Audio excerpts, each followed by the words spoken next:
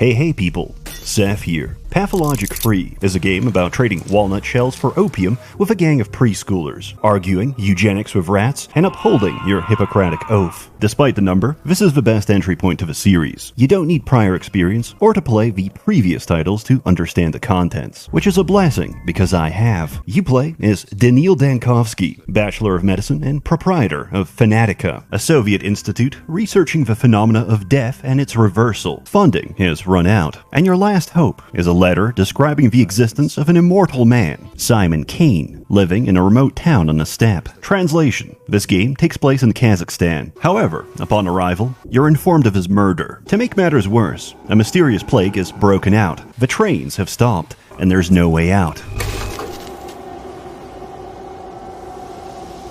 Then you're jumped to the present, being interrogated in the capital. You stand accused of leaving the town for dead, for fleeing from your doctorly duties. But you didn't. Or you did, until you went back and changed that too. Past, present, and future aren't a line, but a liquid. Their order doesn't matter, only your choices and actions. This is A Young Doctor's Notebook by Bulgakov, except it's a psychological horror where you're responsible for the lives of 18,000 townspeople and kin in a backwater culture with strange customs, who will antagonize and hinder your efforts every step of the way. As you listen to the soothing sounds of Mongolian throat singing, dealing with a plague is the least of your problems. Dealing with people, and suddenly it's like you're watching body cam footage. I have to tell these apes to stand down before they realize I don't have anything in the chamber. He's out of ammo.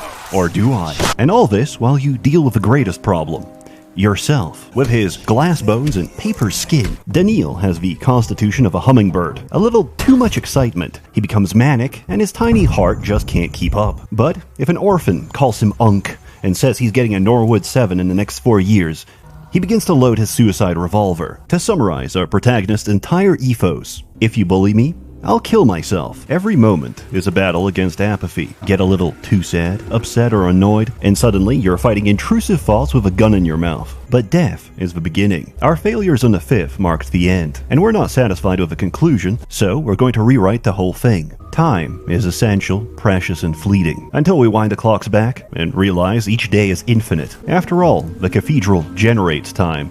How can we ever run out? Each day is a set of impossible tasks. To succeed in one means to fail the rest. For example, one of my last remaining leads is currently being buried alive. If I don't dig him out, he'll suffocate in a few hours. But if I do, I'll miss the distribution of contaminated spring water and the diagnosis of several key patients. So I hold on to my success and shatter my failures. The day repeats, and to the testimony of all witnesses, Dankovsky was here. Mirrors steal your time and reflection, so be sure to break any you see. As a physician, diagnosis makes for one of the most interesting and frustrating aspects of your job. That's because, more often than not, a patient is lying to you, to themselves, or both at the same time. We begin with what we can trust: physical examination and microscopic biopsy analysis. From there, we question the patient, investigate their surroundings, and get secondhand information from friends and family. And if they don't have any of those, we ask the homeless. Each time you tick off a symptom, your casebook draws closer to a likely conclusion. Sometimes the obvious answer is a red herring, and you have to dig deeper for the truth. Symptoms may be present and unrelated, dormant or absent, depending on the progression of disease. Correct diagnosis is critical, as it lets us formulate a provisional vaccine for the day. This isn't the first time the town has dealt with a plague. 5 years ago, the sand pest made its first appearance, which was swiftly contained by a quarantine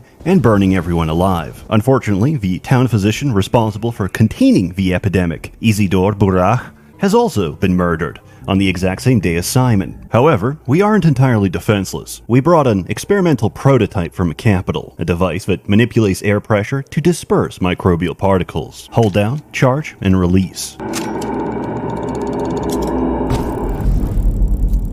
Essentially, this is an industrial aerosol disinfectant, but we're in the middle of nowhere, so we have to settle for loading it with digestive bile from a cow's liver.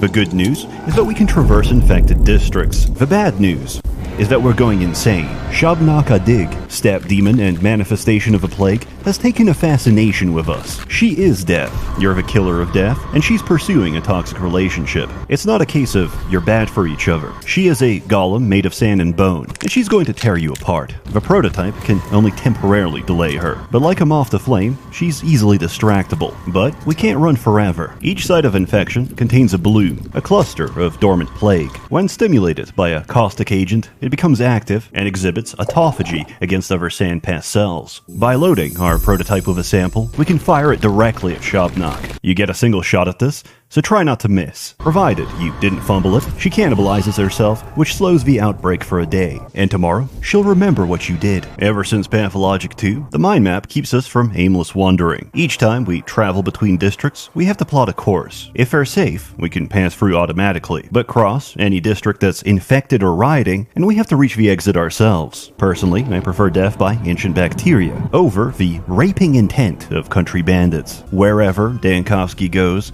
the sound of clapping follows. But it's not his hands that make the orchestra. After establishing a field hospital, the ruling families give you authority to enact emergency decrees. This is often a balancing act, as many of the measures you take to decrease contagion increase unrest. You get to witness the effects of your policies firsthand, as your enforcers misinterpret routine inspection for board up their doors and windows, kill them if they try to leave. There's a Turkish proverb, feed the orphan today, and in return, he'll sodomize you tomorrow. Don't expect gratitude. You can't save them all. The town collapses after day 5. That's why, initially, we can't go to day 6, because it doesn't exist. That's why we make the decrees. Through our actions, the future has become longer. Traveling to the future requires that the sandpast has not reached a critical point of no return, as seen by the red line on the chart. Basically, we're safe-scumming each possibility until we reach the desired outcome. The powers that be are replaced by the capital. They're outside of a story, and you're actively arguing your case with interrogators sent to destroy you. You can even meet the inspector on day 4 and coax out answers to his strategy. He introduces himself as a dog catcher. In his own words, when he puts on the leash, they struggle so furiously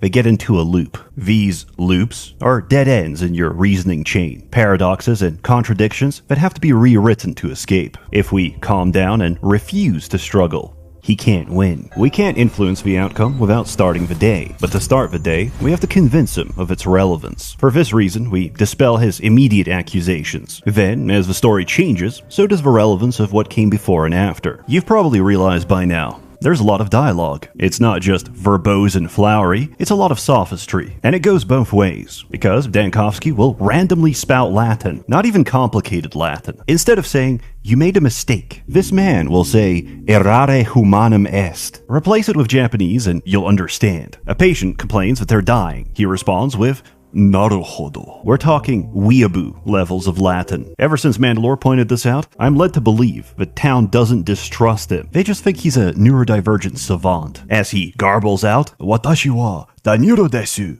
Ikuzo! To a group of blank-faced schoolchildren. On the other hand, this is a man who runs around town like Sonic the Hedgehog while scoping out trash with his Witcher vision, which he stores inside clocks for safekeeping. The signs were already there. We simply ignored the diagnosis. I could spoil the entire plot of a series and lay out every detail, and you would come back just as confused. Without knowing, there's no understanding. Thus, I don't need you to understand my actions. The mother of all weapons. Brighter than the sun.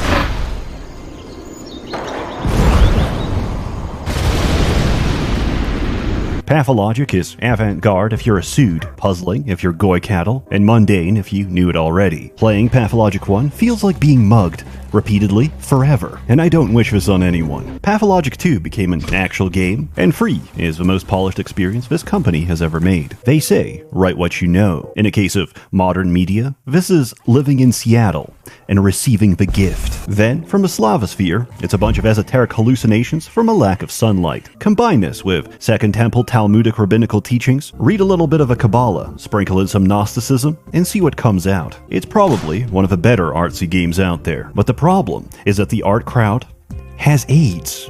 and wants a walking simulator with no difficulty. So they can write a 5-hour video essay about how Olgimsky is fat and lives in the gut district, and his large, matronly body is a metaphor for, like, consumption. The difficulty sneaks up on you. Amalgam isn't infinite, and like menopause, you'll eventually run dry. Each day has a finite set of temporal resources that can't be brought over. However, nicotine tolerance is permanent, as your 6mg menthol Zins will gradually lose their potency. Being outside of time has its consequences, because the drugs are wearing off. There's some rough edges, which I'm told they're working on. The UI isn't final. Quick slots break, some voiceovers and text strings are missing, and once I talked to an NPC and got jump scared by Cyrillic. In summary, philosophers need to be sent to a foreign penal colony where they can't bother the rest of us. I thoroughly recommend it. The game is available on Steam with a 20% launch discount, and for the rest, just watch my other videos.